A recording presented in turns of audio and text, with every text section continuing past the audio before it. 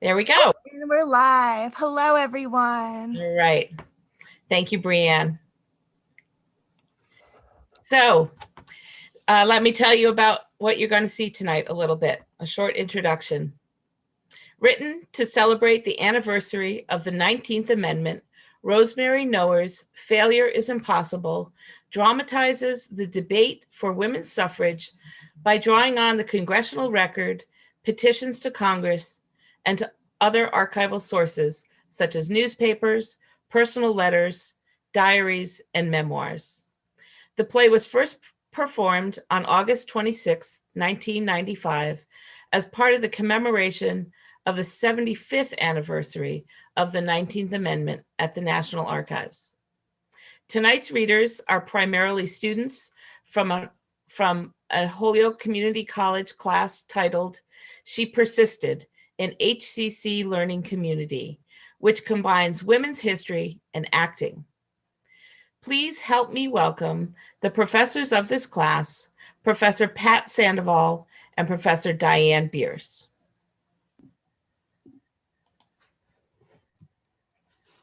Good evening to everyone. I'm Diane Beers, Professor of History at Holyoke Community College. Professor Pat Sandoval and I welcome you to this performance by HCC students of the play Failure is Impossible. Pat and I first used this play in one of our classes, actually in a specific kind of class called a learning community. Learning communities are courses that fuse together two classes under one theme. In this case, women's history and a theater course, The Fundamentals of Acting, were brought together in a learning community we called She Persisted, exploring women's lives through history and acting. HCC's learning communities are a nationally recognized model program for creating transformative learning experiences. And we certainly saw this transformation as our students develop what we call historical empathy, where they connect more deeply with women's past experiences and lives through the process of acting. In addition, we wanted to incorporate this play into our class because last year was the centennial of the 19th Amendment. Ratified in August 1920, this achievement took the activism of 3 generations of women and their male allies. Many voices participated in this movement, some of which you will hear tonight. The women of the suffrage campaign had to organize in ways often considered unacceptable public behavior for the times, such as public protest, public parades, public political speeches. But they never relented. This was a brave and determined social justice movement. These activists also knew that symbols were powerful, and the student performers honor that power tonight by wearing the colors of the movement. The 3 main colors of the US movement were gold, purple, and white. Each color had meaning. Purple, the color of loyalty to purpose, steadfastness to cause. White, the color of purity and quality of purpose. Gold, the color of light and the torch that guides the purpose. But this story is also complex, and we must not fall into the trap of simply romanticizing. It is important to understand, for example, issues of racism within the movement. This is also part of the story, and in class, we confront this legacy too. And we would argue that by doing so, we bring forward the equally important stories of equally determined women of color who challenged the racism within the suffrage movement. And in the end, it was this determination and persistence of all women that gave us one of our most important constitutional amendments. It came from the struggle of many, including wealthy, working class, immigrant, Latina, white, and Black women who fought year after year and generation after generation. You know, it is significant that this play, Failure is Impossible, is being staged today, just days after the attack on our Capitol and just days before the inauguration. But tonight, As we celebrate these women who fought to give us the vote, let us not forget that our rights, our democracy, and our women are ever more entwined. In that vein, we bring to you, Failure is Impossible.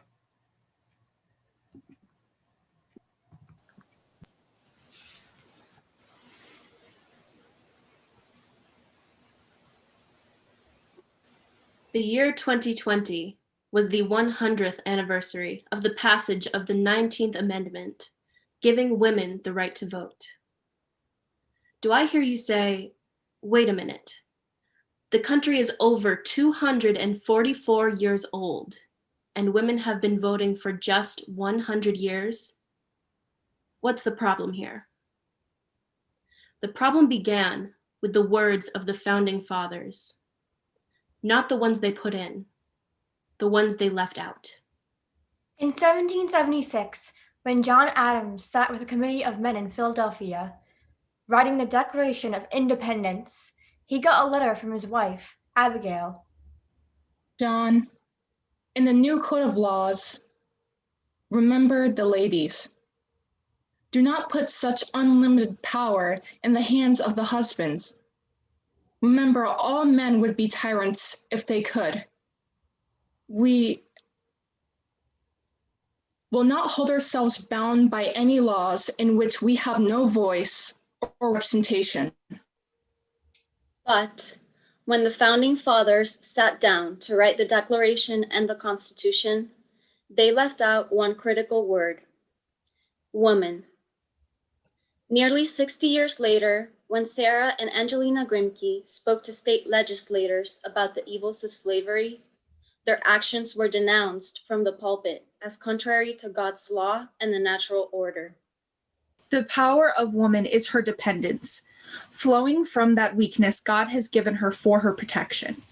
When she assumes the place and tone of a man as a public reformer, her character becomes unnatural, and the way opened for degeneracy and ruin.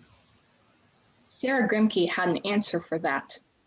This distinction between the duties of men and women as moral beings, that what is virtue in men is vice in woman. All I ask of our brethren is that they take their feet off our necks and permit us to stand upright. In 1848, a group of women organized the first Women's Rights Convention in Seneca Falls, New York. It took great courage. In the 1840s, respectable women did not even speak in public, let alone call meetings. Elizabeth Cady Stanton said later, We felt as helpless and hopeless as if we had suddenly been asked to construct a steam engine. but they were determined. They rewrote the Declaration of Independence. We hold these truths to be self-evident, that all men and women are created equal. And they called for equal rights under the law. At the convention, abolitionist Frederick Douglass spoke in favor of women voting. Reporting the resolutions of the convention in his newspaper, The North Star, he noted, In respect to political rights, there can be no reason in the world for denying to women the elective franchise. in the 1850s, Susan B. Anthony, Elizabeth Cady Stanton, and Lucy Stone led a group of courageous women who plunged headlong into the fight for abolition and universal suffrage. They reformed the American Equal Rights Association. One newspaper denounced them as Mummified and fossilated females. Void of domestic duties, habits, and natural affections. In fact, most of the women were married with children. Elizabeth Cady Stanton wrote suffrage speeches while nursing her 6th child, a daughter who would continue her mother's work. When the Civil War began in 1861, suffragists deferred their campaign for the vote to give full attention to the national crisis. Annie T. Wittenmeyer was appointed superintendent of all Army diet kitchens. Mary Walker served as the first female surgeon. Louisa May Alcott and thousands of other women served as nurses. Anna Ella Carroll was one of Lincoln's advisors on strategy. In 1865, when the war was over and Congress debated an amendment to give freed slaves the right to vote, the suffragists petitioned Congress to include women too. We represent 15 million people, 1/2 the entire population of the country. The Constitution classes us as free people, yet we are governed without our consent, compelled to pay taxes without appeal, and punished for violations of law without choice of judge or juror. You are now amending the Constitution and placing new safeguards around the individual rights of 4 million emancipated slaves. We ask that you extend the right of suffrage to women, the only remaining class of disenfranchised citizens, and thus fulfill your constitutional obligation. Sojourner Truth, whose speech, "Ain't I a Woman?" had so moved the Equal Rights Convention in 1851, spoke again in 1867 for women's right to vote. I speak for the rights of colored women. I want to keep the thing stirring now that the ice is cracked. You have been having our rights for so long that you think like a slaveholder, that you own us. Suffragist Frances Gage wrote, 52,000 pulpits in this country have been teaching women the lesson that has been taught them for centuries, that they must not think about voting. But when 52,000 pulpits at the beginning of this war lifted up their voices and asked of women, "Come out and help us," did they stand back? In every home in the whole United States, they rose up and went to work for the nation. But in spite of the petitions and the passion, the 14th and 15th Amendments were silent on the issue of voting rights for women. Nevertheless, the suffragists would not give up. In 1869, Lucy Stone sent out an appeal to the men and women of America. Get every man or woman to sign this petition who is not satisfied, while women, idiots, felons, and lunatics are the only classes excluded from the exercise of the right of suffrage. Let the great army of working women who wish to secure a fair day's wages for a fair day's work sign it. Let the wife from whom the law takes the right to what she earns sign it. Let the mother who has no legal right to her own children sign it. Civil War nurse Clara Barton spoke at the suffrage convention in 1870. Brothers, when you were weak and I was strong, I toiled for you. Now you are strong, and I ask your aid. I ask the ballot for myself and my sex. As I stood by you, I pray you stand by me and mine. When the Senate considered the woman question again in 1872, the same tired old arguments were raised to oppose women voting.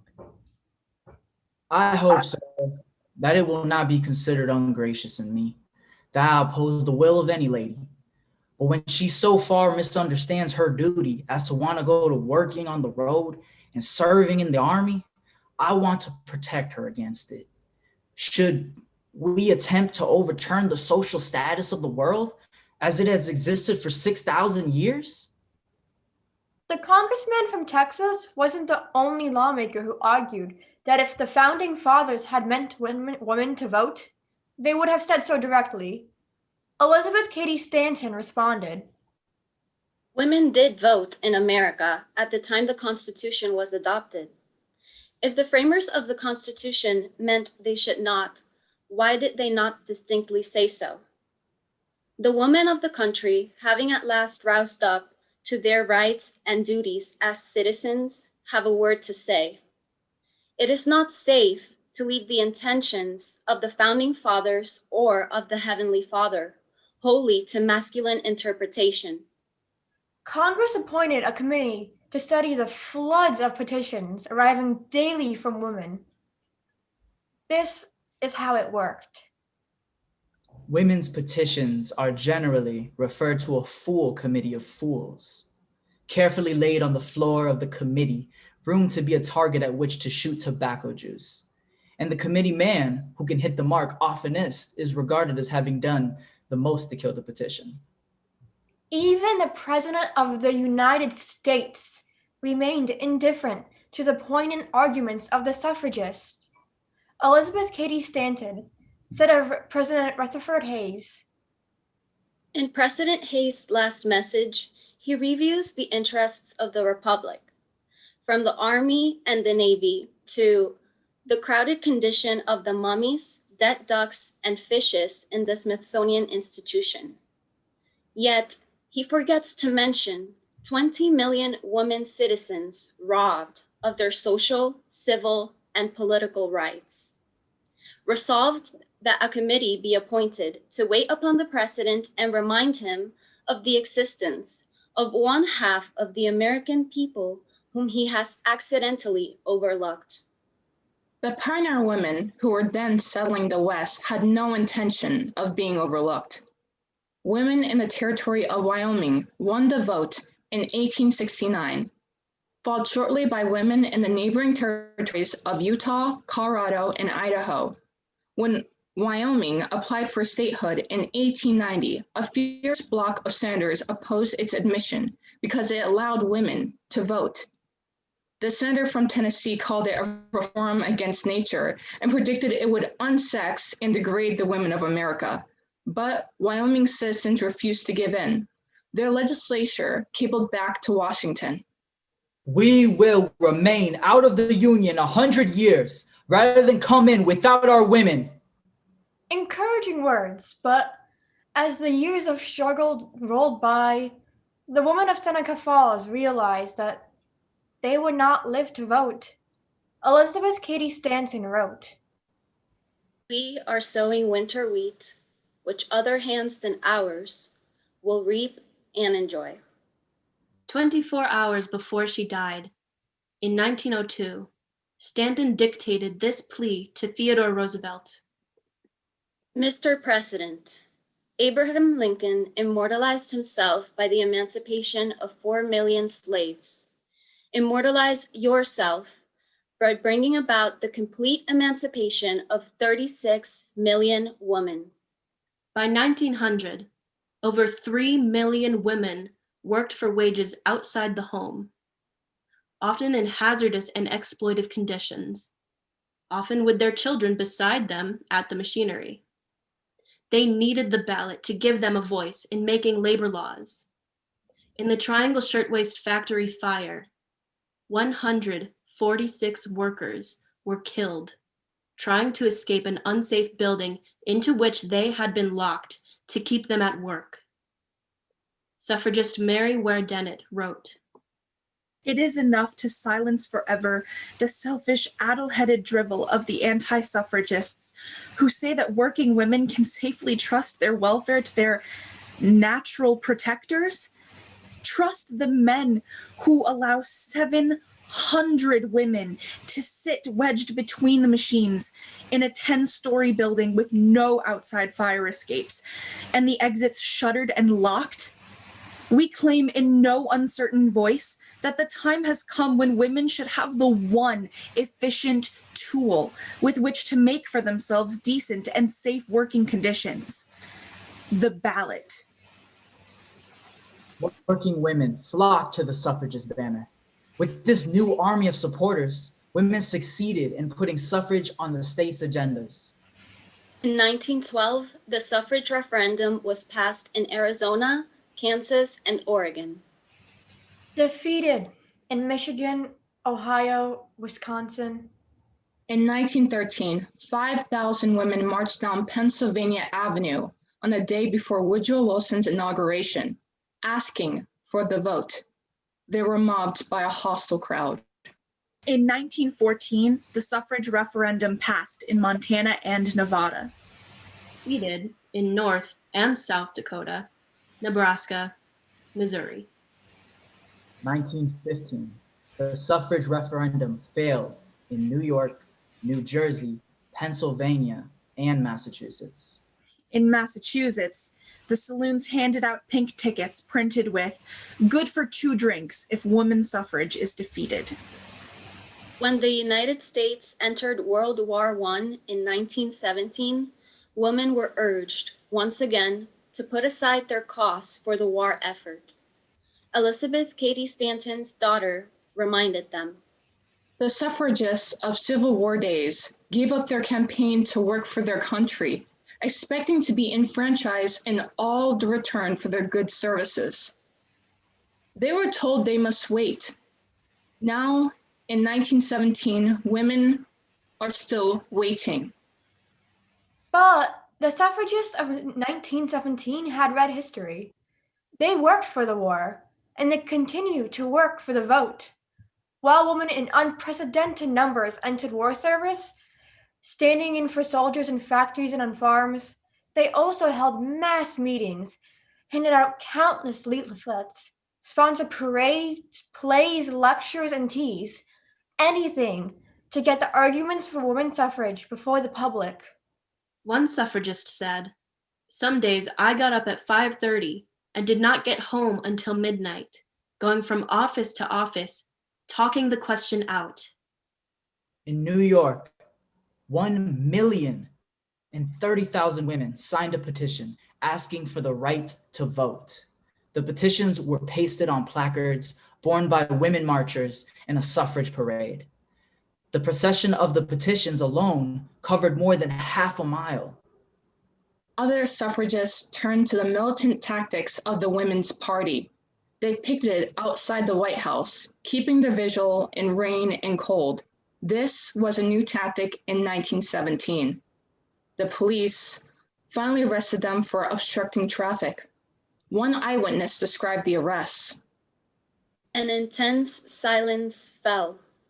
The watchers saw not only younger women, but white-haired grandmothers, hoisted into the crowded patrol wagon, their heads erect and their frail hands holding tightly to the banner until it was wrested from them by brute force. Other suffrage organizations lobbied, appealed to every state, and canvassed every legislature while the White House pickets kept public attention focused on the issue.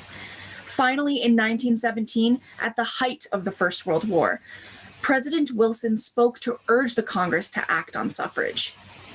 This is a people's war. They think that democracy means that women shall play their part alongside men and upon an equal footing with them. If we reject measures like this, in ignorant defiance of what a new age has brought forth, women will cease to follow us or trust us. In January of 1918, the 19th Amendment to give women the right to vote came before the House. Down the roll call, name by name, droned the voice of the clerk. Man of Illinois and Burnt Heart of Indiana had come from hospital beds to vote for suffrage. Sims of Tennessee came in, agony from a broken shoulder, to vote yes. Hicks of New York came from his wife's deathbed to keep his promise to her and vote for suffrage. Yes, no, name by name came the vote. It was close, but it was enough. When the vote was over, the corridors filled with smiling, happy women. On the way to the elevators, a woman began to sing, "Praise God, from whom all blessings flow," with the words of the suffragists. Praise God, from whom all blessings flow. Praise him, all women here below. Praise him above, ye heavenly host. Praise Father, Son, and Holy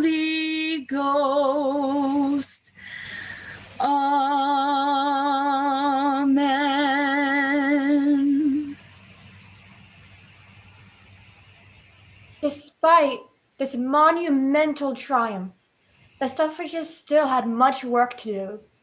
It would be another year before the Senate passed the suffrage amendment, and another year beyond that before the necessary 36 states would ratify it.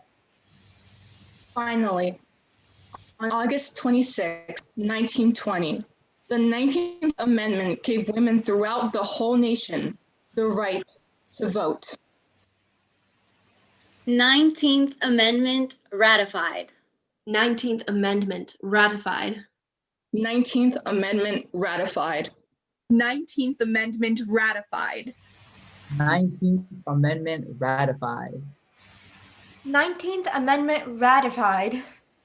At the last suffragist convention of 1920, Carrie Chapman Catt spoke to the joyful women. Ours has been a movement with a soul, ever leading on. Women came, served, and passed on, but others came to take their places. Who shall say that all the hosts of the millions of women who have toiled and hoped and met delay are not here today and joining in the rejoicing? Their cause has won. Be glad today. Let your joy be unconfined. Let it speak so clearly that its echo be heard around the world. Let it find its way into the soul of every woman who is longing for the opportunity and liberty still denied her. Let your voices ring out the gladness in your hearts. Let us sing together, My country 'tis of thee. My country 'tis of thee, sweet land of liberty, of thee I sing.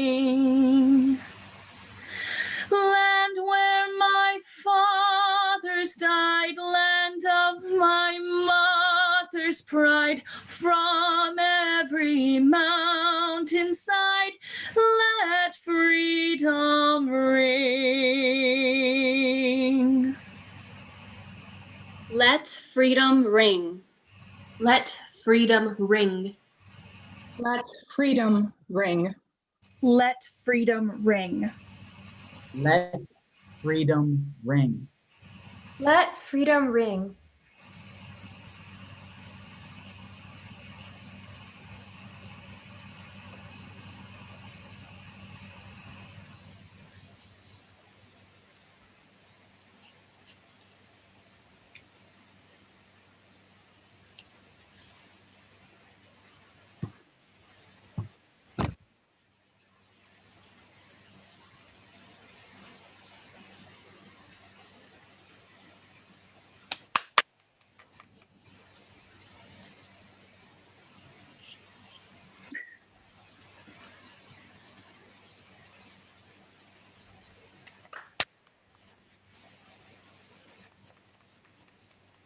You guys rock. Thank you all. So we can start taking some questions and answers from the audience if there are questions for the cast, the director, the class. Feel free to put them in the Q&A or in the chat. All right, we have one that says, great work in the chat. And then we had one in the Q&A. Pat and Diane are my phenomenal colleagues. Thank you for all you do. And no question, that was just wonderful. So lots of congratulations to you all. More are coming in the chat, so our panelists should be able to see those as well.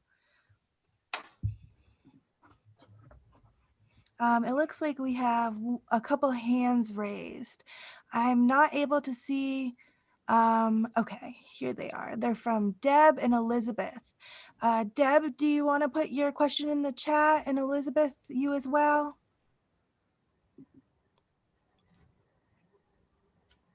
Yes, and please feel free to talk to the students about their experience doing this. They put in a tremendous amount of hard work, and we think they did a phenomenal job getting to that historical empathy. Mm-hmm. That would be my question is, how does it feel to read those words and to embody them in your acting and it must be just a different experience. If any of you could elaborate on that. I love it, honestly, because it's just like being able to portray these women and taking that responsibility of making sure their voices are still heard today. Like, I can't even explain it. It's just such an amazing feeling. Especially doing it just now, I really feel like we're in that present moment. I was kind of getting emotional myself, and you know, it took a lot, and women, you know, they fought for it, they fought for their rights, and we're seeing it today. The same tactics they did then, it's still being used today, and it's just very powerful that we're honoring these women. It was an honor. Yeah, I think I that's would the agree. one. I think that's the one, like the topmost thing that I want to like answer that question to is it was such a privilege. Like privilege is the one word, is that we even get this chance to bring voices to these women who no longer have a voice or never had a voice in the beginning, to start with, and just being able to bring their words from a piece of paper and speak them into existence has such a power behind it. And that's why theater is so powerful in general. And that's why this learning community was so well paired together, is because what better way to learn about history and especially women's history than to bring it to life yourself and really take it on as your own. Thank you, Hannah. We have a couple questions in the chat. I'm going to read you the first one. What was it like to rehearse this while watching the attacks on the Capitol? We discussed this a little bit while we were performing. I mean, you're doing rehearsals, and it was just very powerful and very, like, I guess, close to home, especially because, like, you know, those attacks happened. We were doing a play based on, a reading based on, like, you know, people's rights and people, like, and the US. It all interconnected, and it was just very powerful to see how that all came together and how this play can be our reading can be used to, like, as a sort of, I guess, interlacing connection to what's going on right now, even though this was written as a thing for the past, so to speak. I just want to say that I think everything that we just did was super relevant to what's happening right now. And I hope that it's inspired a lot of people. I know it's definitely inspired me, and I feel very honored to have been a part of it. And I think more importantly, like during these times and during everything that's going on in the news and all the craziness that you're seeing, like being able to hear about women's rights and how hard they had to fight and like what they had to do consistently for themselves for what they knew was right based on the Constitution, just shows that it's an ongoing battle. You know, like we have to fight for what is right, and we have to come together and realize that we all have a voice. And yeah, I think this was a big step to remind people of that. And yeah, it was just really, really good and fun to do. Perhaps a related question that we had come in. So many of our students choose not to vote even today. How can we change this? Education. You know, just like talking about it and teaching our children. Like I always think about like most of us students don't have children yet, and I'm just thinking about what our children are going to be like when we're teaching them the importance of voting and remembering your history. Remember where you came from, so that you can take from it what you want to, and anything bad that has happened in the past, we can try our best not to recreate it, and we can grow from it. Off of what Cassie said,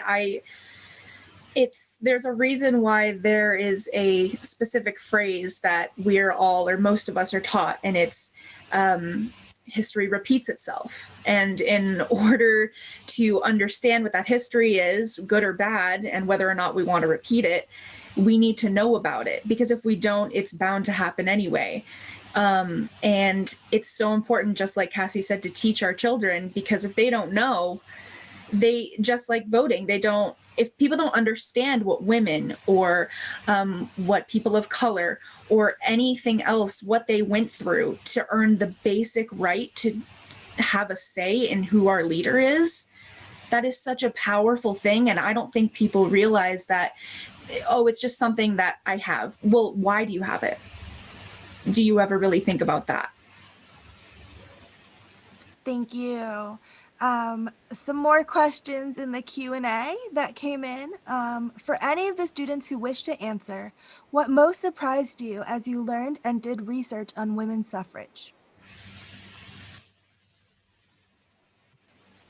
Just how a lot of, especially like during that time, it was very segregated.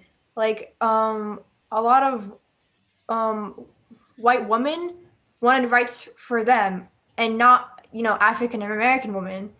There was a very like clear divide of like, oh, we get rights, but they were not supportive of their fellow sisters and fighting for like their rights. And we just have to understand, I think, is that like, what surprised me and what made me understand was that, how like privilege works and how like, I mean, yes, of course, white women had problems as well, but for African American women during that time, they were dealing with like so much like just they were so disenfranchised, and they were excluded from like a lot of suffrage movements and like suffrage like conventions that happened.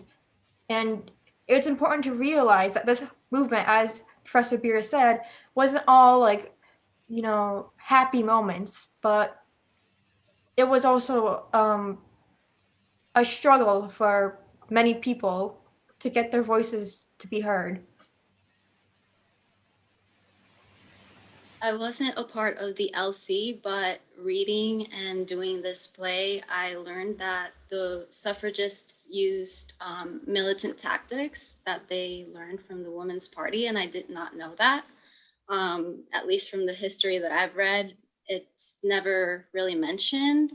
They tell you they sent out flyers, the teas and stuff like that, but they don't tell you about that other step that had to be like taken into account. And I think the play does a really good job of like really recounting all the work that these women had to go through. Yeah, and something else that's really important to think about is like these women, obviously they did not come from a position of power. So they these women, they didn't have, all they had was their personal drive to want like every equality that men got. And like they were just like, these women, I don't know, I just have so much respect for them. All right, a couple more questions have come in. What qualities and strategies can we take away and apply to our present moment?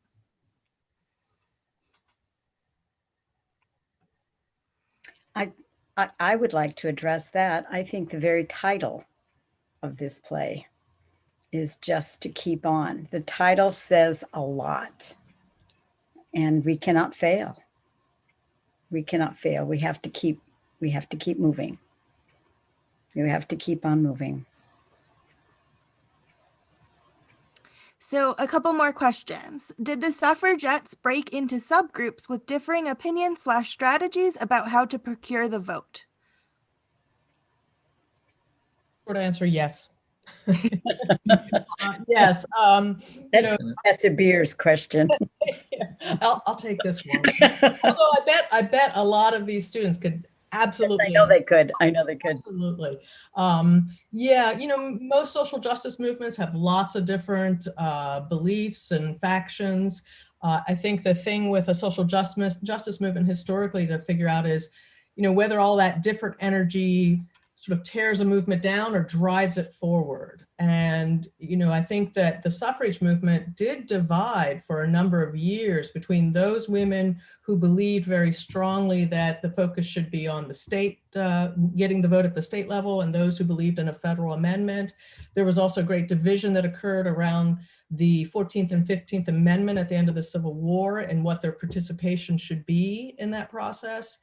And so, like many movements, it was very divided at times. And there were many different beliefs about what Alex points out about strategy, for example, what's the best way to achieve our goals. But I think with the women's suffrage movement, just what Pat says, it really reflects a persistence and determination and ultimately coming back together and having all that energy drive them forward to achieve the amendment. So, all the divisions began to fuse back together towards the end of the end of the 19th century and really came together. I think it's really important to point out what some of the students have pointed out too, is that the racism in the movement at times, I think, was really undermining the effectiveness of it, and women of color pushed hard and pushed back against that and demanded a voice in this movement, and oftentimes had to work completely on their own to achieve anything through their own organization. So we don't want to ignore that too.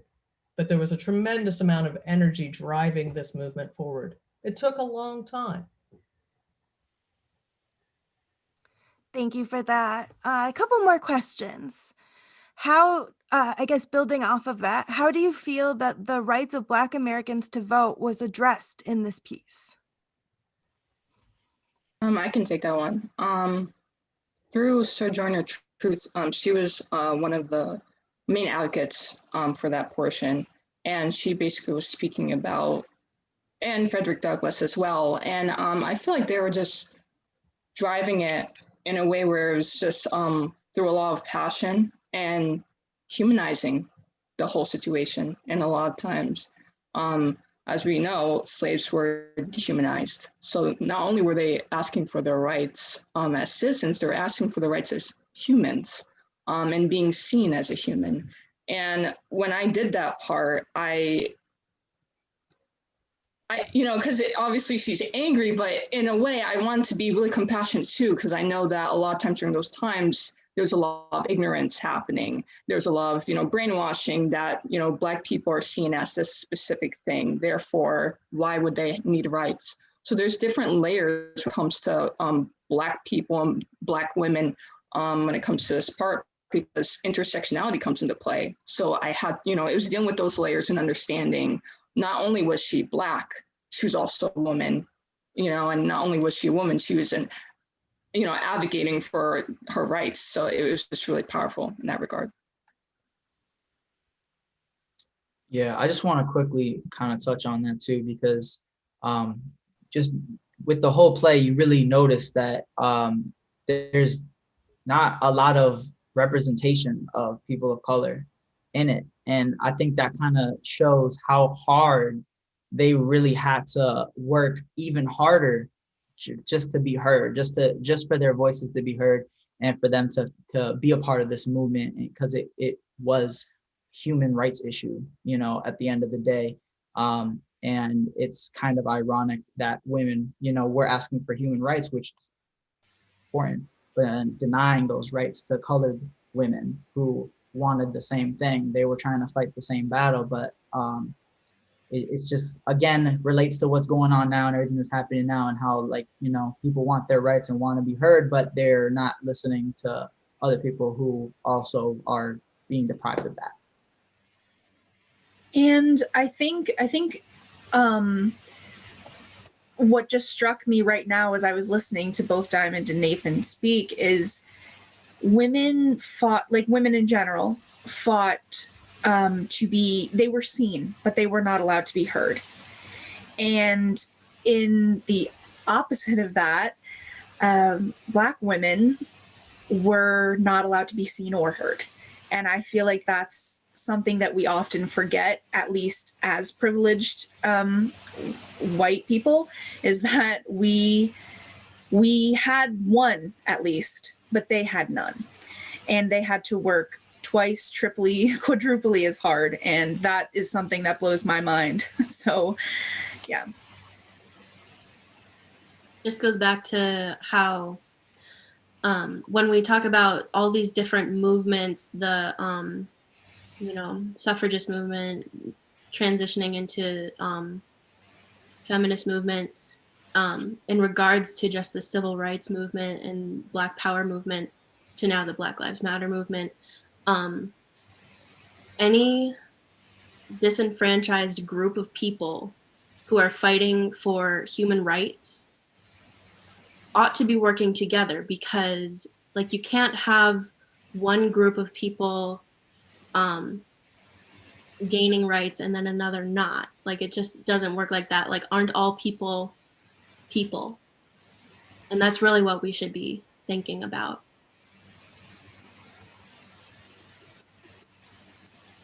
Thank you all for your thoughtful answers. I think we probably have time for maybe one or two more questions. I want to be really appreciative of all of our panelists and performers' time here and not keep them all evening. Here's one for all of you. With your experience, were you able to convince anyone else to vote? Yes, my sister.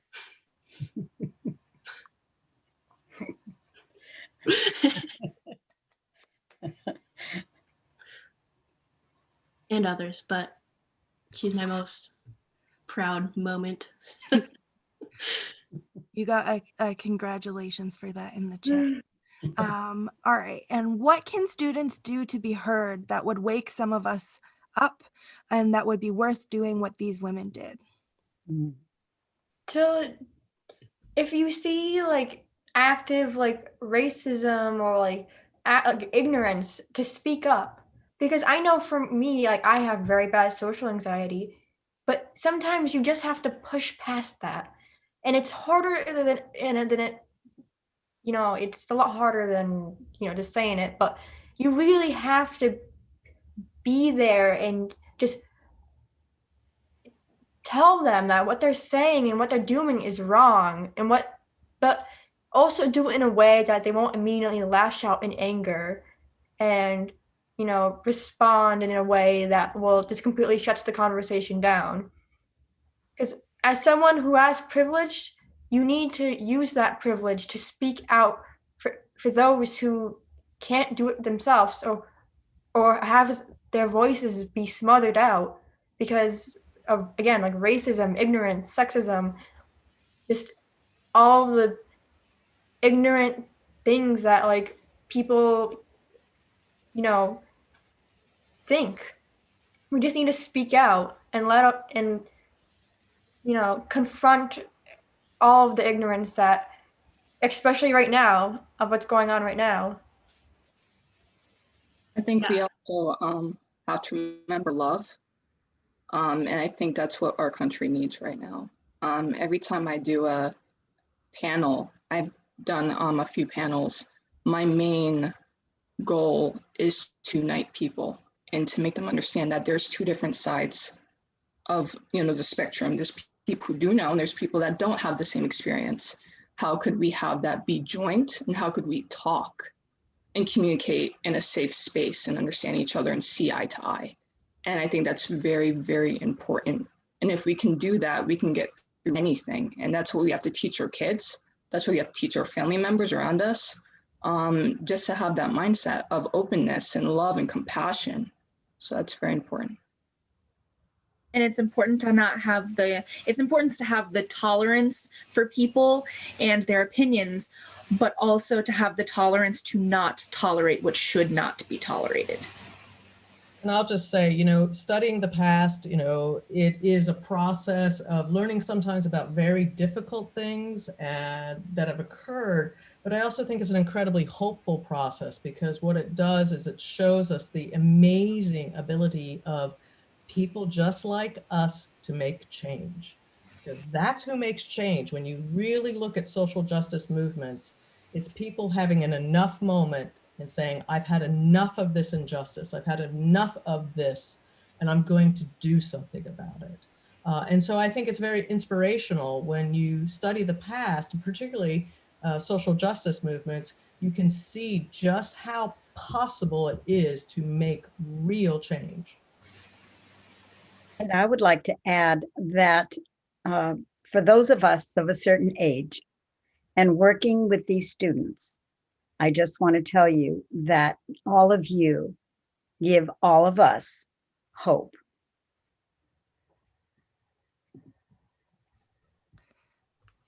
Well, that sounds like a great note to end on. Good wrap up, Pat.